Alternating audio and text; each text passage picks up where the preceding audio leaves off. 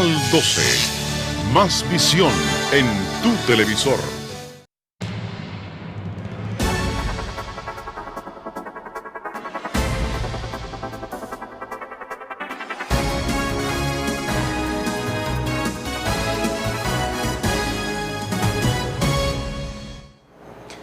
¿Qué tal? Bienvenidos a esta edición de Noticias 12. Les saluda con mucho gusto Marcos Medina. Gracias por confiar en el trabajo periodístico de Noticias 12.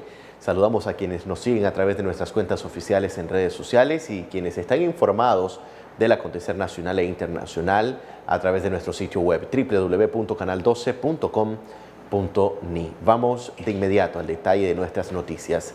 Lo hacemos con el más reciente reporte que ha emitido la Secretaría General del Sistema de Integración Centroamericana, SICA, en relación al número de ciudadanos afectados por el paso del huracán ETA. Se habla de al menos 3 millones de personas que resultaron con algún tipo de incidencia por este huracán. Veamos.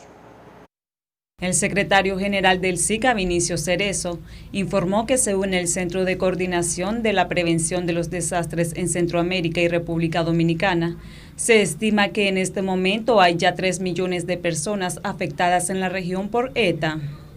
El huracán ETA comenzó a afectar el noreste de Nicaragua y al norte de Honduras en la madrugada del 3 de noviembre.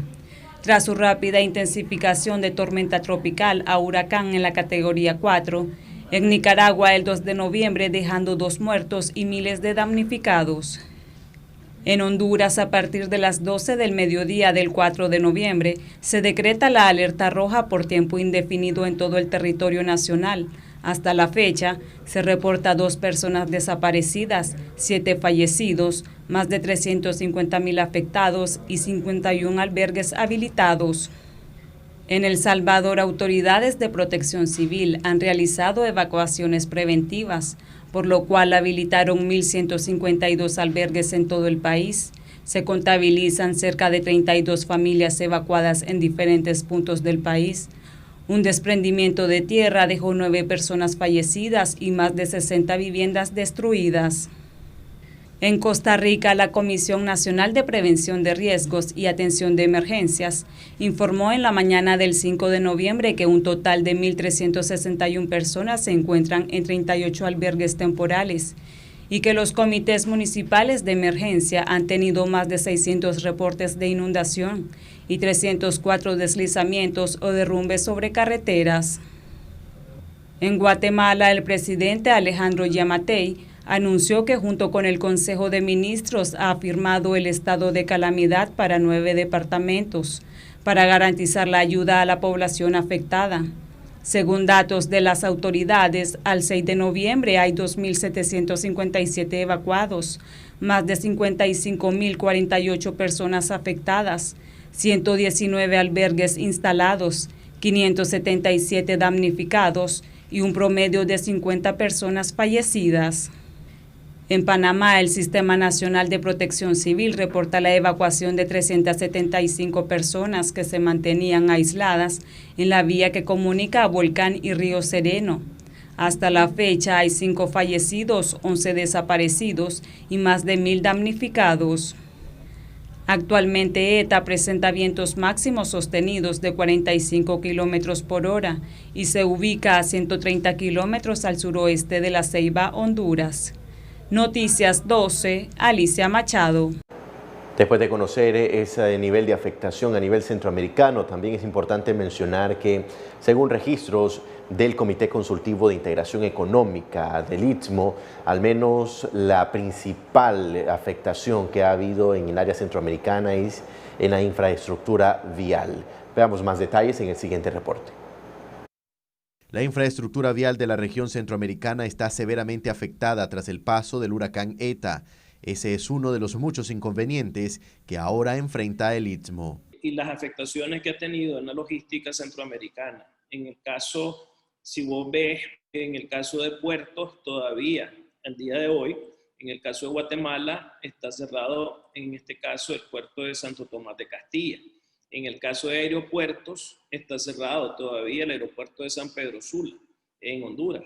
En el caso de las carreteras es donde hemos tenido el mayor impacto. las carreteras por los desbordes, por los desplazamientos. Hay una cantidad de puentes que han sido arrastrados en diferentes zonas de Centroamérica. No ha habido prácticamente un país que no haya tenido algún tipo de afectación en relación a árboles caídos, a deslizamientos, y la infraestructura que está quedando afectada en ese sentido es muy grande. En el caso particular de Honduras, que es el principal país con la mayor afectación, donde es una situación que es lamentable.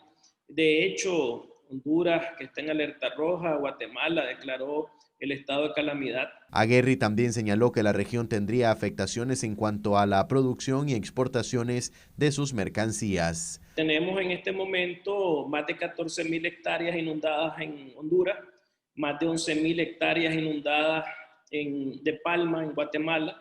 Tenemos pérdidas de siembras de cultivos de arroz, de cacao, de frijol, de sorgo.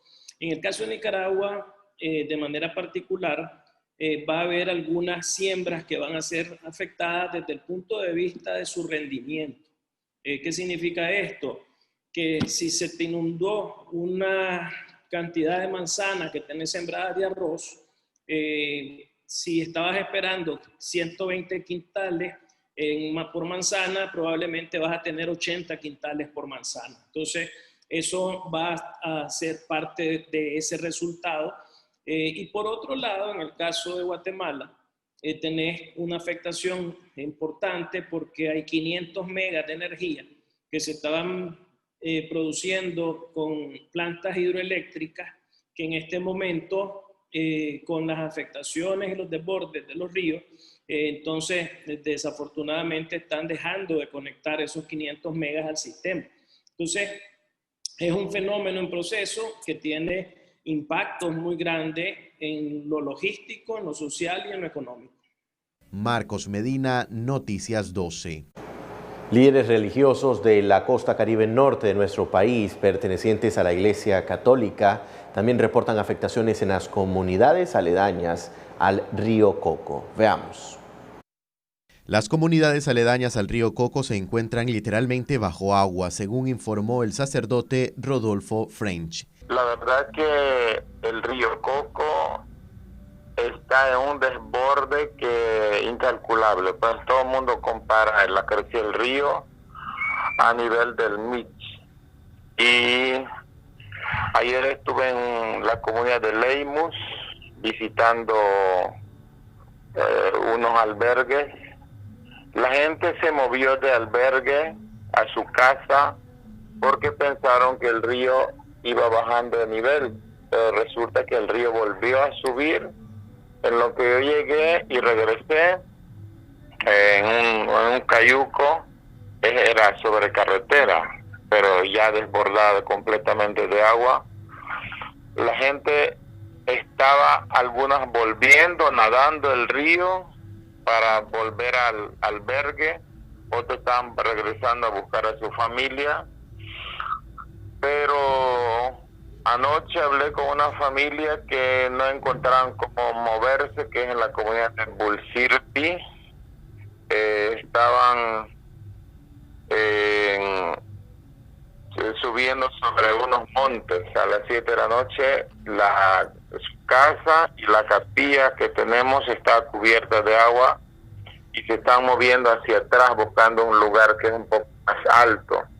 Esta mañana llamé a preguntar y me dijeron que seguían en esa montaña, un cerrito, pues picado de zancudo y todo eso se puede imaginar, y aguantando hambre porque no hay movimiento de gente allá.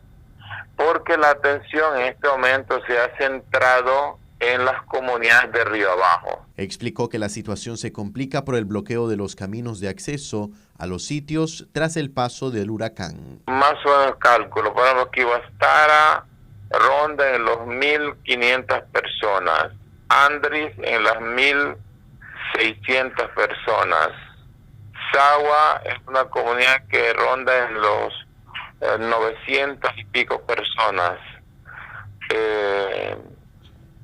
La comunidad de Clampa ronda entre unos 1.200 personas.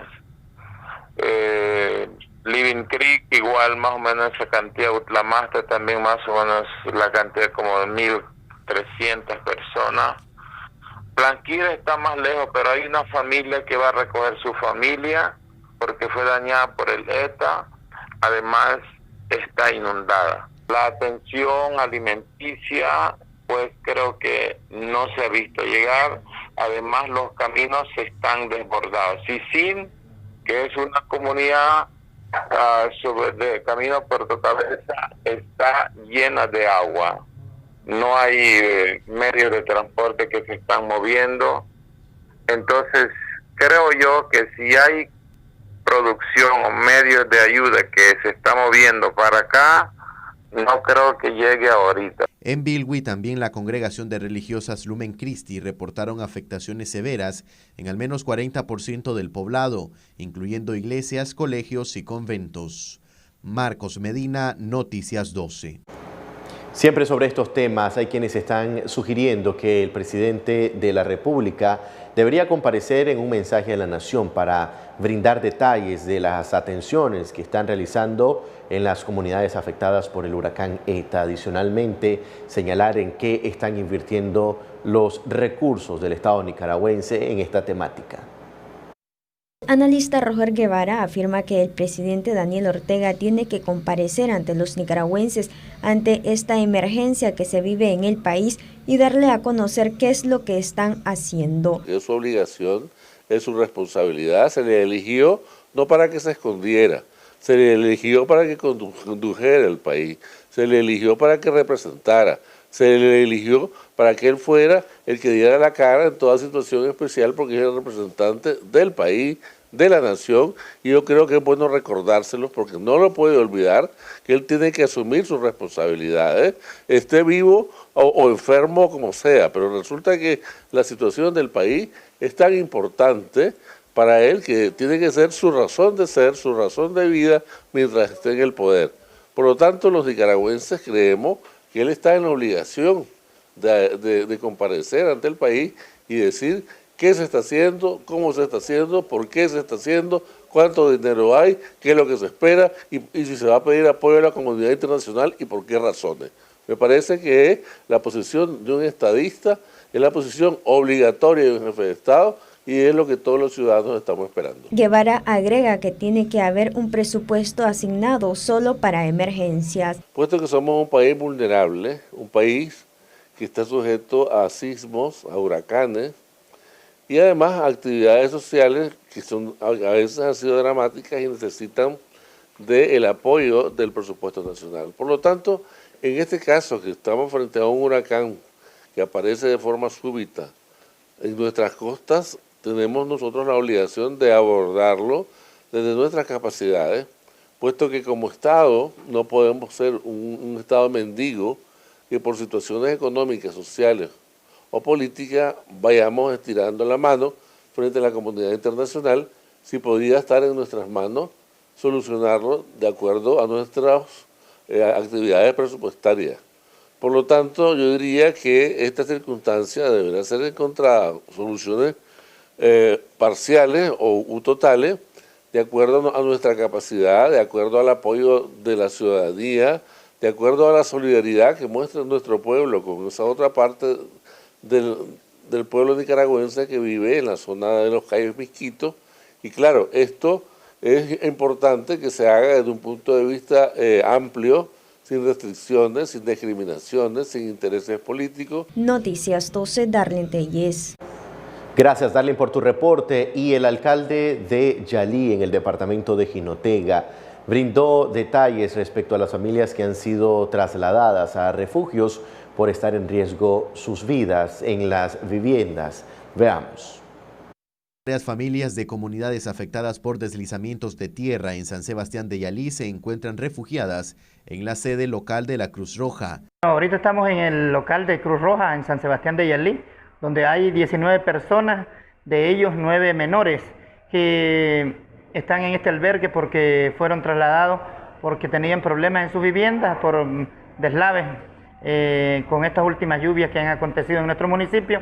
Aquí están siendo atendidos como Comité Municipal de Prevención de Desastres, donde han estado integradas la Cruz Roja del municipio, las iglesias, el párroco de aquí ha estado pendiente de estarles ayudando a estas personas y de coordinarse con nosotros para hacer trabajo en el municipio, iglesia evangélica, y los concejales y funcionarios de la municipalidad. Pues esta gente tiene algunas necesidades como de medicina, algunos implementos que utilizan las personas como cobijas, colchas, colchonetas, alimentación, aunque aquí han recibido pues lo necesario, lo básico, con el apoyo de la alcaldía, con el apoyo del comité municipal y con el apoyo de la población que se ha hecho presente a dar su colaboración para ello. ¿Qué tanta presencia ha tenido o respaldo de las instituciones del gobierno usted aquí en San Sebastián de Yalí para atender esta emergencia? Pues como el SINAPRED dice que se conforma un comité municipal, pues eso es lo que activamos nosotros, coordinado por el alcalde y algunas organizaciones. Pues invitamos a las instituciones, no se reunieron con nosotros. El último llamado que hicimos fue ahora para que nos atendieran a las personas que tenían problemas de salud, pues sí, ya están siendo atendidos.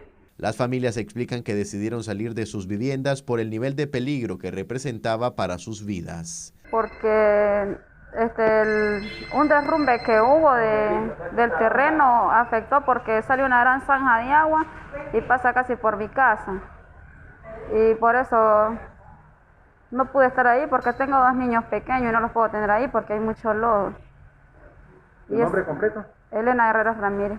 Como a las 3 empezó a llover y por detrás de la casa sale una vena de agua y como está mal orillado de la carretera, entonces todas las veces cuando llueve se derrumba, se atierra la zanja, queda hasta la mitad del entablado la tierra y a medianoche, a cualquier hora de la noche los toca estar sacando tierra. Y ahorita los vimos afectados por lo que en la casa de una hermana mía se desturrumbó y el barranco está partido.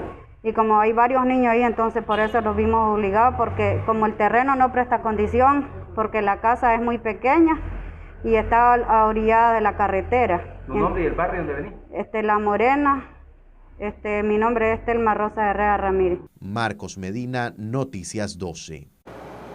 Bien, y siempre en informaciones vinculadas a los casos de afectaciones por el huracán ETA, la Mesa Nacional para la Gestión de Riesgo está coordinando respuestas para también aportar a la reconstrucción de los sitios que fueron afectados por este fenómeno natural. La Mesa Nacional para la Gestión de Riesgo brindó un informe evaluativo del trabajo realizado durante el paso del huracán ETA en la costa caribe. Ante el impacto del huracán ETA en Nicaragua, comunica a la nación lo siguiente. 1. Que desde que se inició a formar ETA hemos estado monitoreando su evolución e informando a la población oportunamente a través de las redes de liderazgo local que coordina acciones con nuestras organizaciones miembros. 2. Reconocemos el rol protagónico de las mujeres en las comunidades, el voluntariado estudiantil universitario y grupos de pobladores organizados que de forma articulada con las estructuras locales han tenido un rol protagónico en la salvaguarda de vidas humanas. 3. Reconocemos que el SINAPRED como ente rector está haciendo un buen manejo de la emergencia, destacando la oportuna evacuación de la población expuesta, logrando preservar vidas humanas. La Mesa Nacional para la Gestión de Riesgo está en disposición de coordinar acciones con las autoridades locales y nacionales a fin de brindar una respuesta oportuna y adecuada a la población afectada. 5. En el marco de la Concertación Regional para la Gestión de Riesgos, estamos en coordinación con las Mesas Nacionales de Gestión del Riesgo de Honduras, El Salvador y Guatemala, intercambiando información sobre el impacto de ETA en la región a fin de gestionar una respuesta conjunta acorde a las prioridades identificadas, respetando la cultura local. Solidarizamos con las familias que sufren y han perdido sus bienes y medios de vida debido al impacto de ETA y nos comprometemos a hacer gestiones con organizaciones amigas para aportar a la rehabilitación y reconstrucción. La Mesa Nacional para la Gestión de Riesgo hizo un llamado a la población a no arriesgarse ante la pandemia y el desastre natural. Hacemos un llamado a la población en general a acatar las recomendaciones de las autoridades nacionales y locales relativas a evitar exponernos al riesgo y a continuar poniendo en práctica las medidas de prevención ante el COVID-19. Para Noticias 12, Castalia Zapata. Gracias, Castalia, por tu reporte. Y también los cultivos están afectados producto de la gran cantidad de agua que han tenido que soportar los suelos nicaragüenses. Veamos. Las mujeres rurales registran fuertes pérdidas en los rubros como hortalizas y frijoles, producto de las fuertes lluvias que han caído en el territorio nacional. Las afectadas son alrededor de 200 productoras de León y Chinandega. Hay daños en 168 parcelas agroecológicas que se han caído los frutos, las flores y las plantas pues diversificadas, chiltoma, tomate, jamaica, frijol de vara, frijol alacín, piñas y plantas medicinales, se han puesto amarillas y se están llenando de hongo. Pues la chiltoma, los tomates es el principal daño, que es lo que más cultivan en estas parcelas agroecológicas, y variado, pues diversificado los rubros. Se han perdido en el caso de León 100 manzanas de frijoles, 50 de frijol rojo y 50 de frijol blanco. Esto significa en la zona de Chacaraseca, que es la que la tierra está súper saturada. Las lluvias ahí han afectado y los daños son en tres comunidades: Miramar, Paraíso y la comunidad de Pedro Arauz. Las mujeres esperaban ahí 20 quintales de frijol por manzana, a venderlo a un promedio de 1.000 córdobas. Se han perdido, que no van a tener esa cosecha de 2.000 quintales de frijoles, que lo siembran en las laderas pues de los cerros ahí, y eso significa una pérdida de 2 millones de córdobas para mujeres y sus familias en esta zona. Luego, junto al frijol, se han perdido melones, sandías, ayotes, tomates, chiltomas, pipianes, maíz, que se ha doblado, el maíz ya estaba en el lote. Fernández también manifestó que hay riesgo que se pierdan algunas manzanas de siembra de ajonjolí. También hay riesgo que se pierdan 25 manzanas de ajonjolí sembrado por las mujeres. Ellas cuentan que entre productores y mujeres hay 100 manzanas de ajonjolí sembradas, y que está en riesgo que si continúa la lluvia se pierdan estas 100 manzanas. De estas 100, 25 son sembradas por mujeres agroecológicas. Entonces la situación es grave. Noticias 12, Darlene Tellez. Es momento de hacer un breve corte comercial. Al regresar tendremos recomendaciones de médicos para evitar enfermedades en esta situación de lluvia que vive el territorio nacional. Los detalles al volver.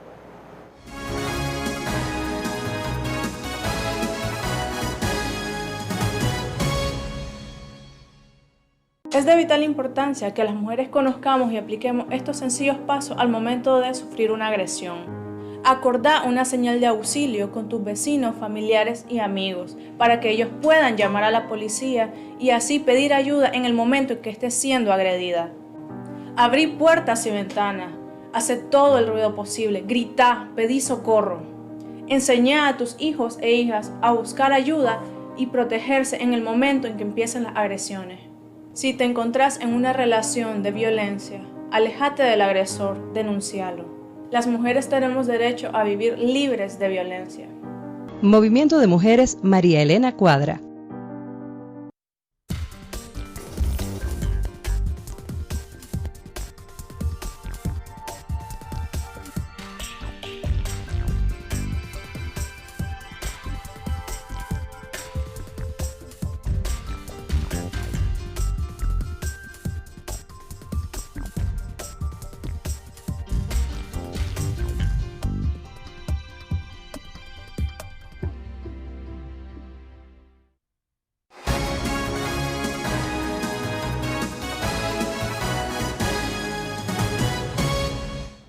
Estamos de regreso con más informaciones acá en Noticias 12. Tal y como se lo mencionábamos, algunos médicos independientes brindan recomendaciones para evitar enfermedades que traen consigo la temporada lluviosa, al menos que está afectando nuestro país. Pero adicionalmente también a no descuidar la situación de pandemia en la que aún está nuestra nación. Veamos. El doctor Alejandro Lagos afirma que uno de los principales problemas al que se enfrentan las personas que están en los albergues es la calidad del agua para tomar. En esa zona la mayoría de personas toman agua de pozos, pero recordemos que ahorita con las inundaciones pues los pozos se han vuelto inhabilitados porque se han contaminado por exceso de filtración, porque se ha filtrado demasiada agua y está pasando al agua pues, de esos reservorios de agua, que son los pozos, y la otra por rebalsamiento, pues. Y entonces, como sabemos que hay heces fecales, hay letrinas que se han anegado, que se han llenado de agua, ¿verdad? Hay algunos arroyos, hay algunos potreros, hay algunas chancheras, hay mucha materia fecal alrededor. Entonces, el problema que tiene estas zonas donde el huracán ha hecho su estrago es precisamente la falta de agua consumible. Por el otro lado, pues tenemos el problema de la pandemia. El problema de la pandemia precisamente ha radicado en falta de medidas de protección, pues protección específica precisamente con el uso de la mascarilla. El uso de la mascarilla pues a uno lo protege casi un 99%. Sin embargo, nosotros sabemos que debe haber un cuidado de aquellas personas, ¿verdad?, que están sospechosas de sintomatología respiratoria. No hablemos pues del coronavirus, sino personas que son tosedoras, personas que andan moquientas, personas que andan trancadas, estas personas que andan estornudando, pues prácticamente tienen que ser vistas con bastante cuidado y ponerla en observación en un lado especial. Lagos afirma que en la capital se podrían incrementar enfermedades como la malaria y el dengue. Y como tenemos ya unos 3 días de estar el chipichipi, la lluvia, entonces hay almacenamiento de agua en algunos recipientes y estos son los reservorios para el crecimiento de la larva. Y aquí se da el ciclo, pues, aquí se da el ciclo de la larva y ahí tenemos las enfermedades y puede haber un brote epidémico de dengue y de malaria. Ahí sí puede haber porque la malaria y el dengue está controlada ahorita por el Ministerio de Salud. La tienen controlada, quiero decir que hay asistencia sistemática de estos equipos, ¿verdad?, de fumigación con esa maquinaria, ¿verdad? Hay equipos que andan supervisando. Noticias 12, Darlene Telles. Gracias, Darlene, por tu reporte. Y hay quienes están sugiriendo también un poco de educación ambiental para las personas que habitan en sitios donde la vulnerabilidad es alta. Veamos. La educación ambiental es muy importante desarrollarla en estos momentos que estamos viviendo a lo largo donde pasó el huracán ETA, ¿verdad? Las personas afectadas con las últimas lluvias, las personas damnificadas por estas últimas lluvias y efectos que ha dado el huracán ETA, es importante desarrollar un sinnúmero de actividades de educación ambiental en esos lugares donde se encuentran hermanos y hermanas damnificados. Es importante el lavado de manos, es importante el manejo de los residuos sólidos, peligrosos y no peligrosos. Es importante también crear áreas de descanso de las personas, porque en algún momento en la zona donde se encuentran hermanos y hermanas damnificados, tiene que haber algún lugar para quitar el estrés, ¿verdad? Y qué mejor si este lugar es cercano con la misma naturaleza, ¿verdad? Nosotros lamentamos mucho que en Nicaragua se exista una estrategia de educación ambiental, pero lamentablemente este documento, esta estrategia ha quedado solamente en una institución, ¿verdad?, como es el Marena. No es un documento de nación, no es un esfuerzo dialogado, consensuado y desarrollado por todas las instituciones del país para dirigir esfuerzos de educación ambiental y también poder evaluar estos mismos esfuerzos, desde el manejo de los residuos sólidos, peligrosos y no peligrosos, desde el cuidado de la vida silvestre, ¿verdad?, y de la misma manera el cuidado del agua. Siempre en estos temas, los trastornos de estrés son los que de alguna manera activan tras el paso de un potente huracán como el ETA en Nicaragua. Así lo señalan algunos especialistas en la materia. El huracán ETA no solo dejó daños a materiales, sino afectaciones como el trastorno de estrés agudo, por lo que ameritan ser tratadas estas personas afectadas por especialistas, dijo el psicólogo Oscar Pérez. Puede tener una duración de hasta un mes con una adecuada atención y que amerita claramente pues, el hecho de que esté la persona en un proceso. El trastorno de estrés postraumático, que también viene a raíz de estas crisis, que tiene una duración mayor, que viene después del mes de la crisis en sí, y que tiene que tener esa atención durante los primeros 6 meses. Pero también se pueden agravar otros trastornos de salud mental que la persona ya tenía anteriormente. Esto se le llama comorbilidad. Y si en su historia clínica realmente esta persona tenía otro trastorno, puede verse afectado. Todos pueden mejorar desde el primer mes de atención, pero es necesario que se mire esta persona. Es por ello que el voluntariado de atención psicológica en emergencia nicaragüense estará brindando atenciones. Igual brinda a través de su línea de WhatsApp lo que son atenciones en primeros auxilios psicológicos para personas que han vivido alguna situación de emergencia en riesgo, ¿verdad? Hay que hacer esa diferencia. En este tipo de atención no es un proceso psicoterapéutico, sino más bien un proceso de atención en emergencia. El número es 8249-4438. En segundo lugar, me gustaría recalcar que el voluntariado VAPEN está siempre dispuesto en horarios de atención de 8 de la mañana a 8 p.m. Nuestros voluntarios están siempre anuentes a poder recibirlos, a poder escucharles y a poder darle la atención necesaria durante al menos 3 sesiones seguidas en un horario en el que convenga para tanto el usuario como la persona que interviene, y precisamente lo que busca es estabilizar a la persona. Noticias 12, Darlene Tellez. Vamos a cambiar completamente de tema. Según el máster en Derecho Penal Noel Alonso Cano, hay muchas leyes que deberían ser discutidas en la Asamblea Nacional. Veamos cuáles serían las temáticas. Existen leyes de mucho interés que deben estarse discutiendo en la Asamblea Nacional, sobre todo porque Nicaragua se encuentra sumergida en varias crisis, dijo el máster en Derecho Penal Noel Alonso Cano. En la actual situación de Nicaragua, el Parlamento debería jugar un rol muy importante. Por ejemplo, tenemos un asunto de carácter económico. Ahorita con el tema del huracán se están produciendo pérdidas en las cosechas, se están produciendo pérdidas en diversos cultivos, en el funcionamiento de la economía. Ha traído daños, sin duda alguna, de todo índole, ¿no? Destrucción de infraestructura, destrucción de escuelas, de casas, de centros de salud, de caminos, de carreteras, de puentes.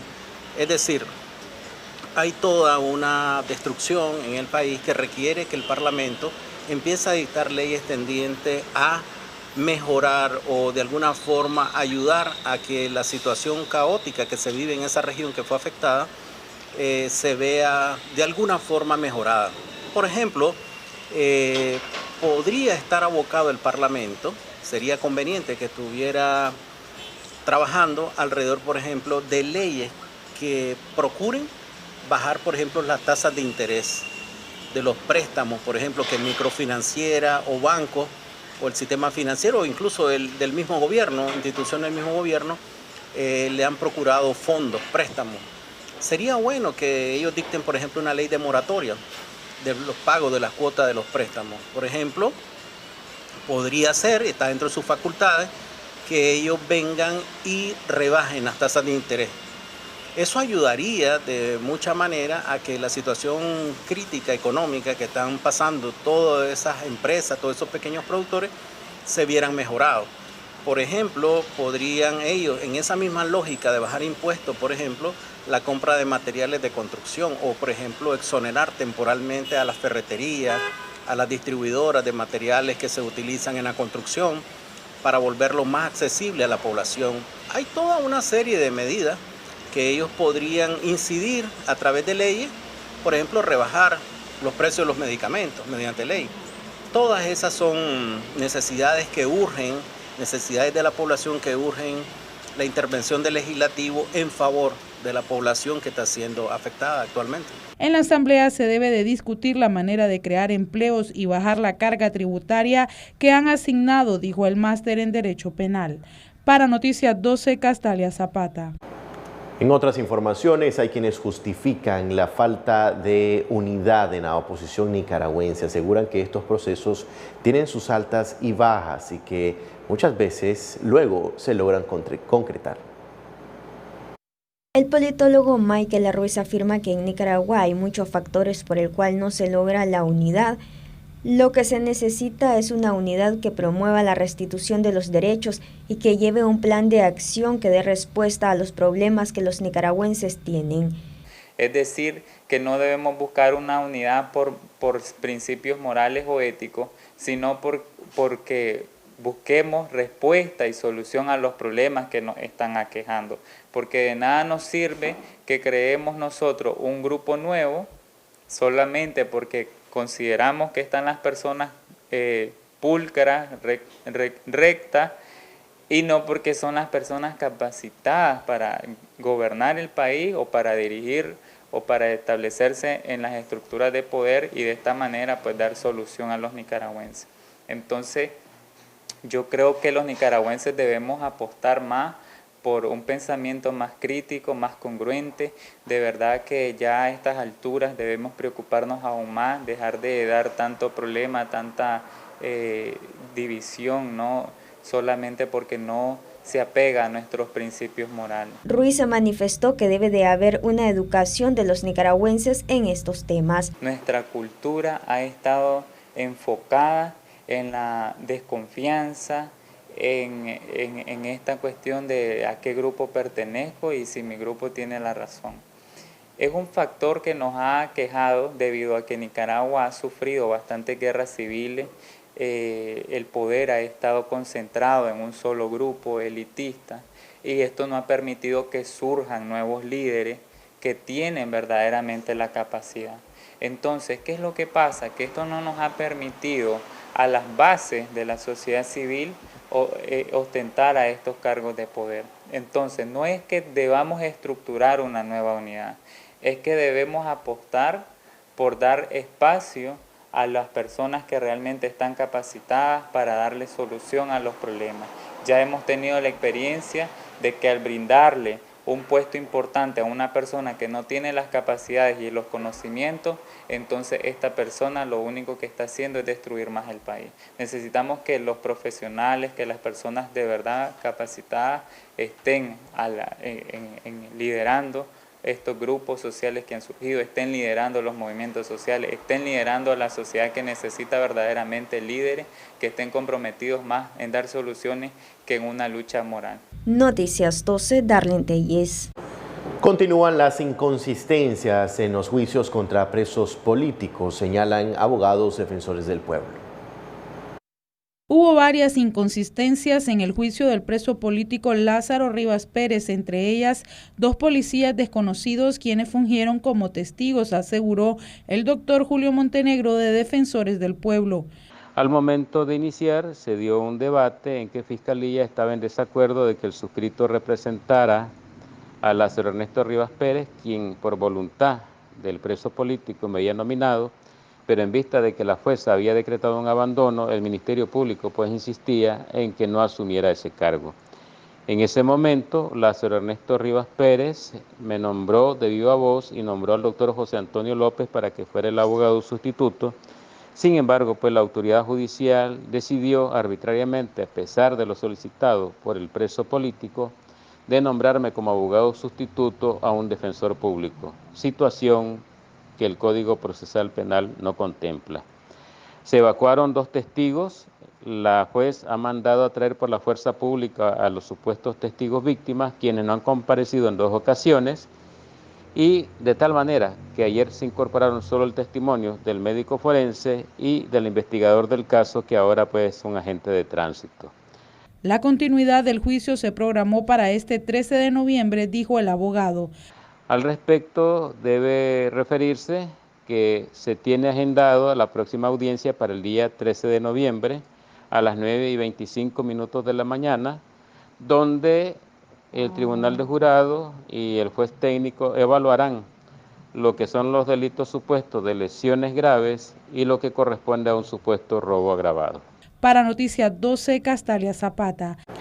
Permítanos hacer un breve corte comercial. Al regresar, más detalles de lo que acontece a nivel nacional e internacional.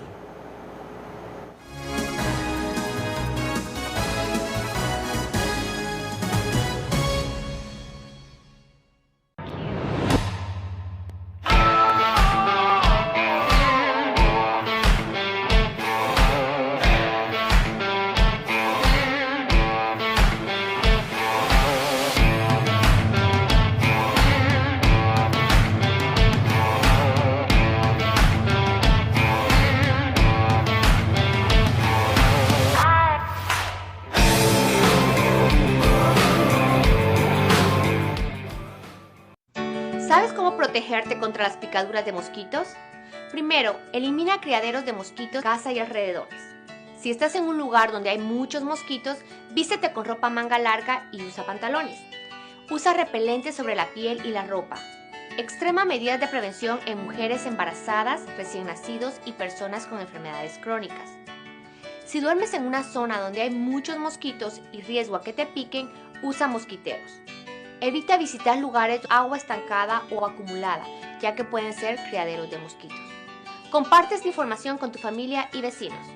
Sin criaderos no hay mosquitos y sin mosquitos no hay dengue. Este es un mensaje de la Organización Panamericana de la Salud y Canal 12.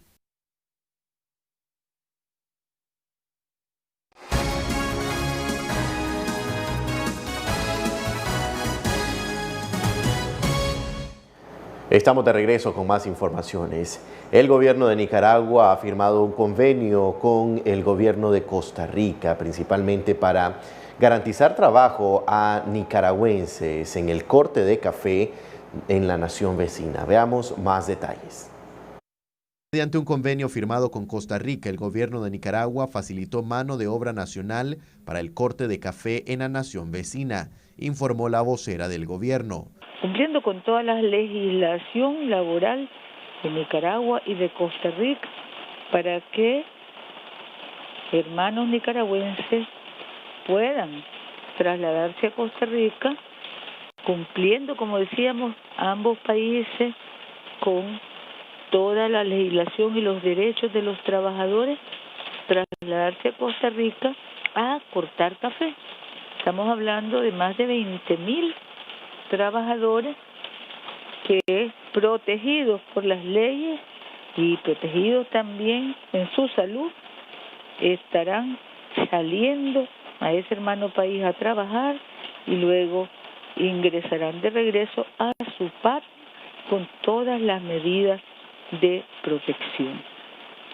Buena nueva, fortalecer los lazos de hermandad entre nuestros pueblos, entre nuestro gobierno y trabajar juntos cumpliendo con todas las legislaciones y los derechos de los trabajadores y el derecho a la salud en estos tiempos difíciles. En tanto, cafetaleros nicaragüenses señalaron que esa decisión estatal fue inconsulta y puede dejar sin mano de obra a las fincas productoras nacionales del grano de oro. Eso, cuando yo leí el título en las redes sociales sobre el convenio, fue lo primero que se me vino a la mente, que está exportando la mano de obra sin tomar en cuenta la demanda interna de esa mano de obra acá y también la importancia del rubro para la economía del país, porque el café, si vos lo has visto en época de la crisis sociopolítica que venimos arrastrando desde el 2018, más sumado a la crisis sanitaria, los rubros de agroexportación son los únicos que se han mantenido estables y han mostrado cierto crecimiento pues en medio de la crisis económica que estamos enfrentando como país, y tomar esas medidas creo que eso es muy peligroso y atenta contra la estabilidad del sector cafetalero de Nicaragua. ¿Cuánto es la demanda de mano de obra para el corte del café en Nicaragua? Nosotros en toda la cadena generamos más de 300.000 empleos. Solo aquí en el departamento de Matagalpa están ubicados aproximadamente entre 40 y 50 beneficios de café seco, que son todos los que aquí se procesa en Cebaco específicamente. El 95% del café que se cultiva en Nicaragua, y también hay que destacar que no solamente tenemos problemas en los últimos años en la recolección del grano, sino que también los beneficios húmedos han venido teniendo ese problema de déficit de mano de obra, teniendo ellos también que ir a buscar a colaboradores en los municipios más cercanos de Nicaragua. Marcos Medina, Noticias 12. Siempre en temas económicos, tanto las empresas como aquellos trabajadores que trabajan, valga la redundancia, por cuenta propia, se ven afectados en este momento donde las lluvias están ocasionando estragos, tanto en zonas rurales como en la capital. Nicaragua vive un tercer impacto negativo en su economía, esta vez debido a las lluvias provocadas por el huracán ETA.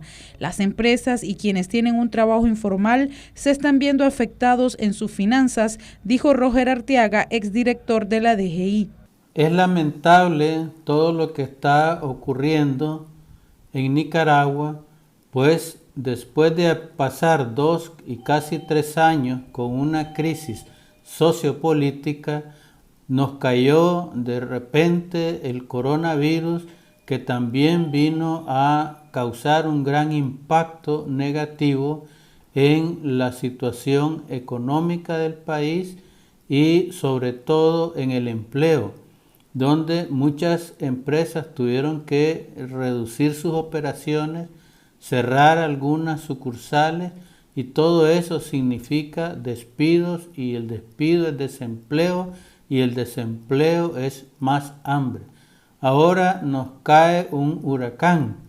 Pienso que todo esto tiene un impacto negativo, y hay un sector también que está sufriendo mucho, y es el sector informal, que es gente que tiene que salir a la calle para poder buscar el pan de cada día, y con esta lluvia y este huracán mucha gente tuvo que quedarse en sus casas refugiados, y esto significa una pérdida y más pobreza. Arteaga lamentó que no se les esté permitiendo el traslado de la ayuda humanitaria a los que más la están necesitando tras el paso de ETA. Y es curioso de que hay damnificados en la costa caribe que están necesitando de la ayuda de ciudadanos, de nicaragüenses, de empresa privada, de la sociedad civil, y la policía no les permite que esta ayuda llegue hasta esta gente necesitada. Conozco de casos de empresas que ya habían recolectado ropa, víveres y artículos para el coronavirus, que no han podido entregarlo debido a que la policía no se los permite. Esto es raro y curioso porque ni le permite a la policía entregar, ni el Estado está atendiendo como se debe a toda esta gente necesitada. Para Noticias 12, Castalia Zapata.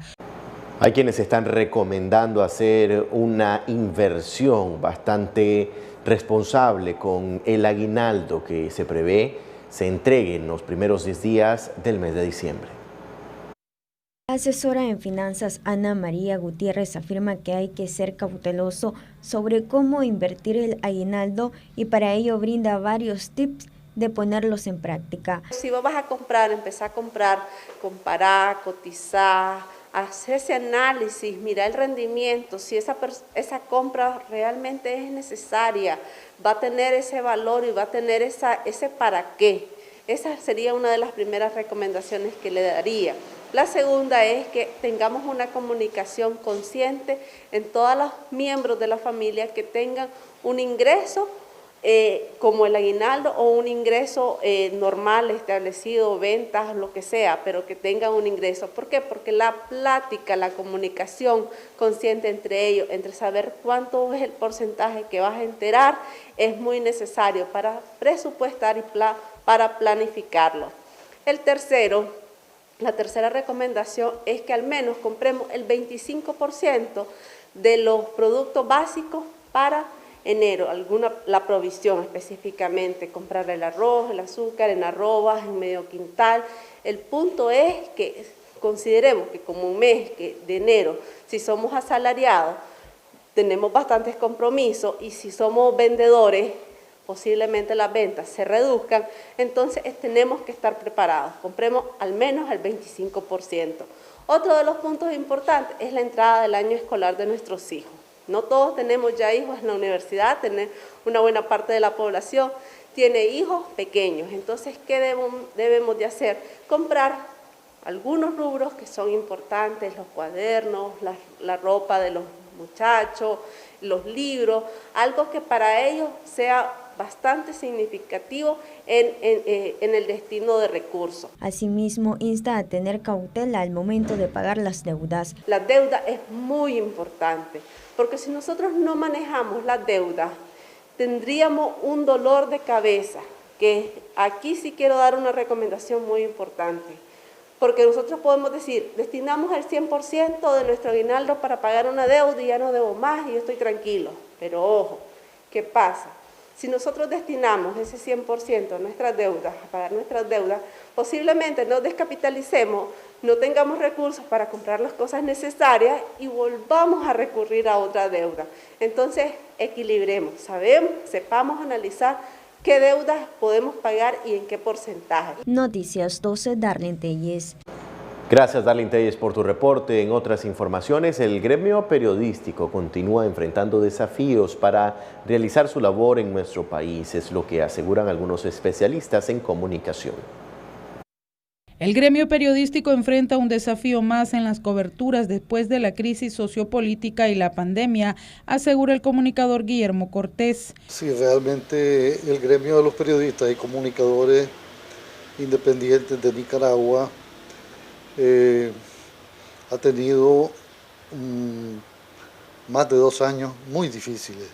Antes del 2018 era complicado, pero a partir del 2018, por el recrudecimiento de la represión, hemos tenido presos, heridos, golpeados, secuestrados, hostigados, asaltados, robados.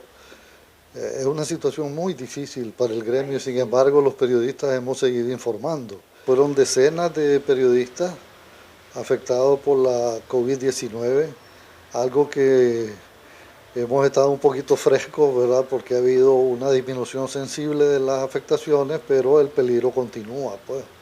Hemos visto en Europa cómo la segunda y la tercera ola ya están, igual en India. En los Estados Unidos ayer hubo una afectación récord de 102,000 personas. Aquí no está sucediendo eso, pero puede pasar. Así que debemos seguir teniendo cuidado y es algo que nos afecta a los periodistas porque hay muchos que están en la calle y están en contacto con alguna gente y está el peligro de contaminarse. Con el huracán ETA, el periodismo nacional vivió un nuevo desafío.